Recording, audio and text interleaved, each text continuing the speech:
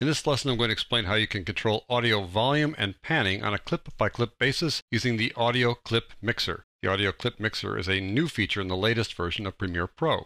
To follow along, go to Working Files, go down to Projects, and then scroll on down here and open up Audio Clip Mixer. This project consists of several clips here that have audio associated with them, a music track, some sound effects, wind noise there, and a thunderstorm there. So we have 4 tracks of audio. In previous lessons, I've explained how to control audio in a couple of different ways. Let me review them for you here. I'll click on this one here to select it. I'm going to mute the music track there and go up to the Effect Controls panel right here. And I'm going to adjust the volume for this clip right there. I'll put the current time indicator there and bring it down quite a bit because I know it's very loud. So I'll open this up and we'll bring it down, let's say to -20 or so, right around there. And now we'll listen to it. Okay, I can watch it over here in the VU meter. I see it's about -24 decibels below full scale, which may be a little bit too loud when I play it up against the music here, so I need to control the volume again over here. So I'll bring it down farther, and that adds a keyframe in addition to the first one that was added by default. And that gets a little complicated now. We don't need 2 keyframes here. We probably don't even need 1, but I'll just undo this by doing Control or Command Z a couple of times. And we'll bring it down again to about that far. And that's probably okay, but this is kind of a hit or miss approach. It would be better if we could sort of do this on the fly. So if I go back here like this and play it and adjust it like so, and again we're adding keyframes and it's moving up and down and it's really a little bit complicated.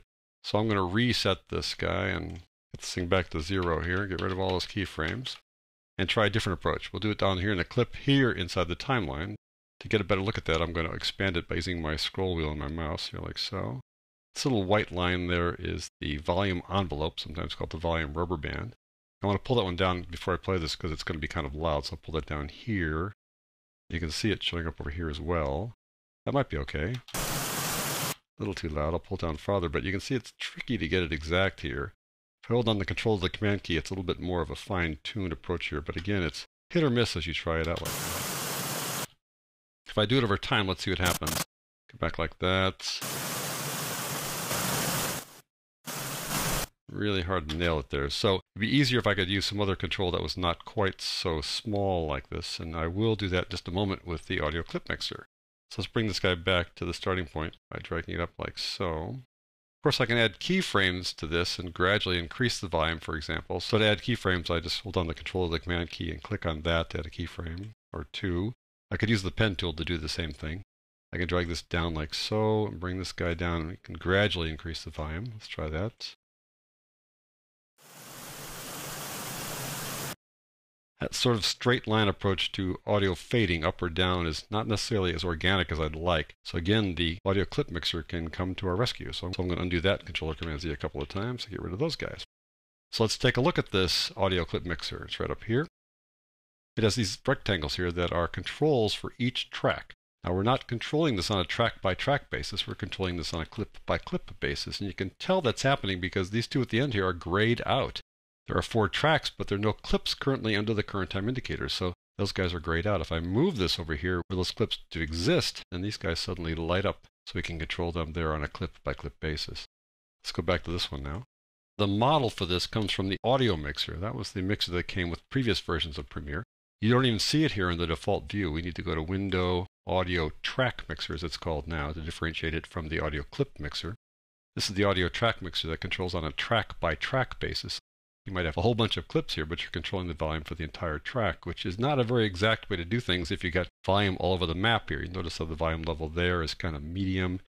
Here it's really loud. Here it's kind of quiet. Here it's really quiet. So if we control the entire track volume, it's going to be kind of hard to get the subtle differences here if we want to adjust it on a clip-by-clip basis.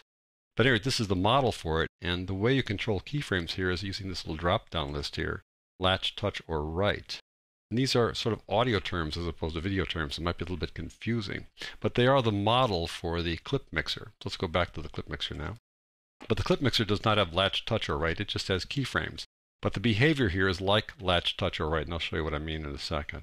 Let's control the volume of this little waterfall here by adjusting this volume level here, because that's the track 1 for this particular clip that's currently active there. So I'll just pull it down a bit like this and watch the little volume envelope there go down as well. Much easier to control here. It's a larger control, easier to manage that. Let's just pull that back to the beginning like that, and we'll just play it and we'll adjust it here.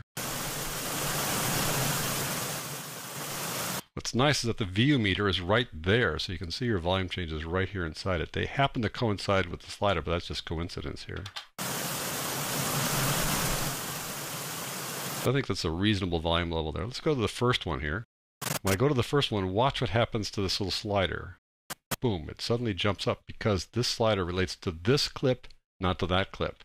So even though we're on the same track, this guy's reacting to the fact that we are now on top of a different clip.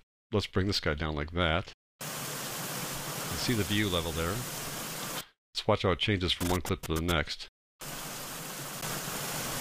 And it is a little bit louder, but notice that the slider came down because this clip is so much louder. So I think that's really what you want. You want the volume to be a little bit louder here on this guy. So I think it's working just fine. What I'd like to do now is control volume levels over time. I want to automate the changes. So I'm going to do that down here with the music. So I'll expand the view here a bit. And I'm going to unmute it here or over here. I'm going to take the current time indicator back to the beginning. I'm going to mute the track above it here so we don't hear the waterfall for the time being. I'm going to bring the volume level down here like that and turn on keyframes. And now it's going to record any action I make here over time, which is really slick. So I'll play this now by pressing the space bar, bring the volume up,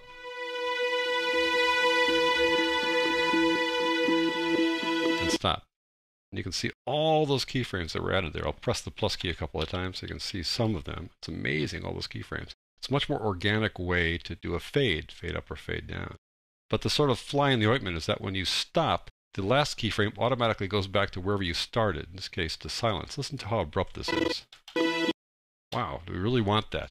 But that is the kind of behavior that goes on in the mixer, which has now been transferred over to the audio clip mixer. So I'm going to get rid of that last keyframe by just clicking on it until it turns yellow like that, and then press delete or backspace and we get rid of it. And now it'll behave the way we want it to behave.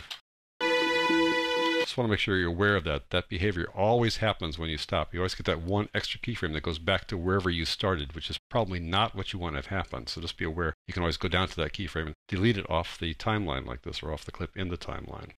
All right, let's have this thing fade out at the end. At the end, I've got some sound effects here. Thunderstorm, wind. I want to bring the music down before the end of the clips, before the wind noise finishes. It's kind of cool to do that. Back up a little bit, zoom out a bit, minus key a couple times. Put the current time indicator right about here. Now I'm going to bring the audio down. So we'll just start playing it and I'll pull this thing down. So I'll press the space bar.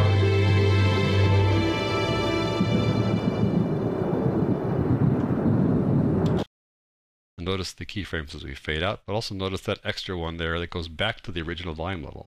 I click on that, turn it yellow, press the backspace or delete, and it's gone. And now it's going to behave the way we want it to behave. What about controlling panning? Let me move back to the middle here. I'm going to bring the volume level of this guy down a bit like that so we don't get it too loud. I want to pan it left to right. So I'll put the current time indicator there. I'm going to use this control up here to pan it left to right, but I want to see the panning as I work on that. So I click on effects here like that. I'm going to open up the panner, balance, and now this rubber band, this envelope, is now the balance rubber band or envelope. If you hover over it long enough, you'll see the word balance suddenly show up there. So now we're going to see the balance here left to right. So I'm going to pull this guy left and right here as we play this. I've got keyframes on still. So here we go. Left.